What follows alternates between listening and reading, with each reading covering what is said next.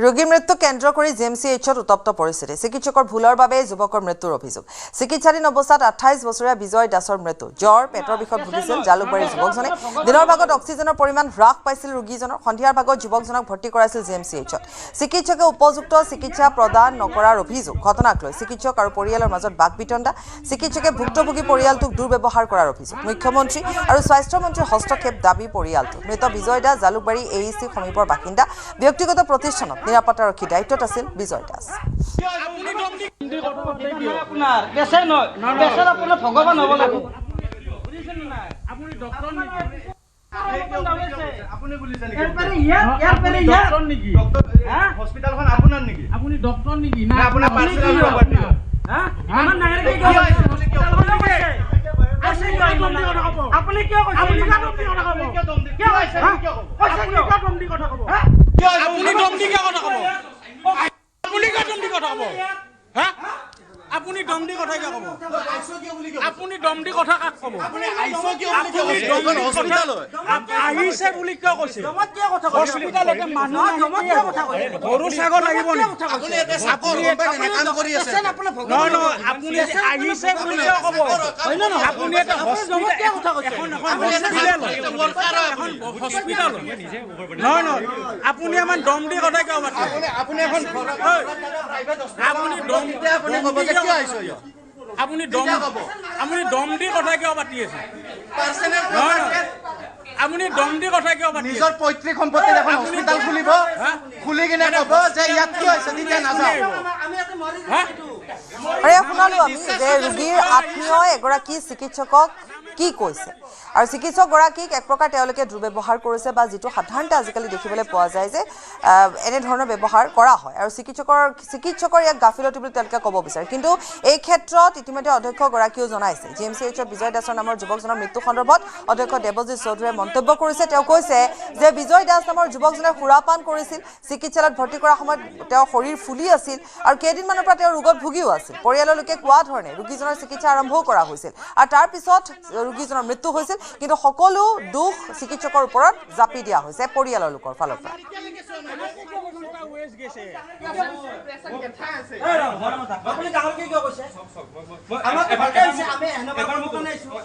আপুনি ইমান নাগাতি কিয় কৰিছে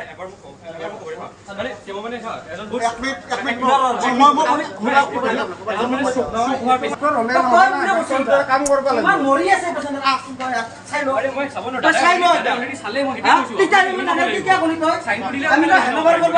আমি বেলেগ মেডিকেলত নিবা আহিছো পেচেণ্টটো তাৰ পিছতো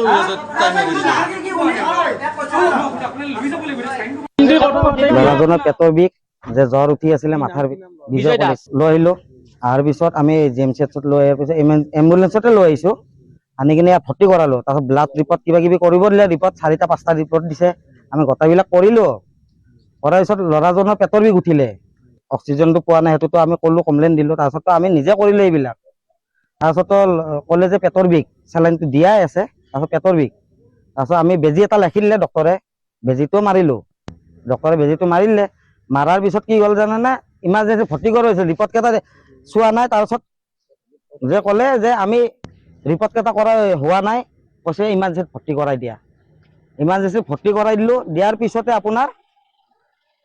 10-15 মিনিট কোনো অহা নাই এনে চাইছে আহি কিনে অক্সিজেনটো লাগাই দিছে লাগাই দিয়াৰ পিছতে অলপ পিছত মাতি ৰিকুৱেষ্ট কৰি আছো যে ভৰি হাত টানি ধৰিছে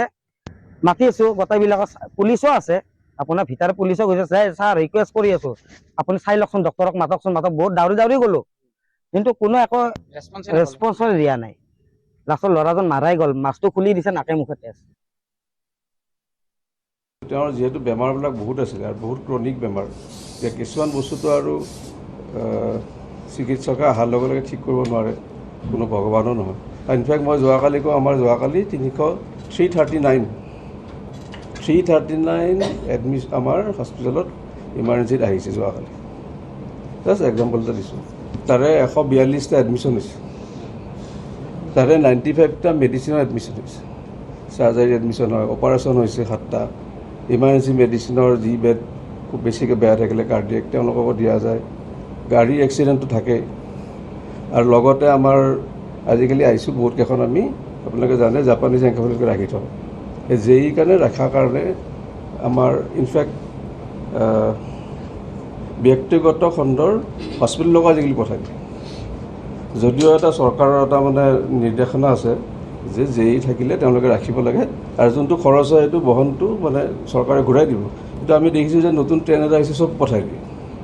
দিয়াৰ লগে লগে আমাৰতো এটা লিমিটেড বস্তু থাকে নহয় আপোনাৰ ঘৰতো যদি 5টা ৰুম থাকে 25টা মানুহ আহি ওলায় এটা অসুবিধা হৈ যায় যি হ'ল আৰু আমাৰো বেয়া লাগিছে আমিও চবেই বিচাৰোঁ সকলোৱে যেন ভালকৈ যায় কেইটামান ক্ষেত্ৰত আমাৰ টেকনিকেলি কিছুমান বস্তু আমি পচিবল নহয় আৰু সেইকাৰণে মোৰ ফালৰ পৰাই মই এইখিনি মন্তব্য দিম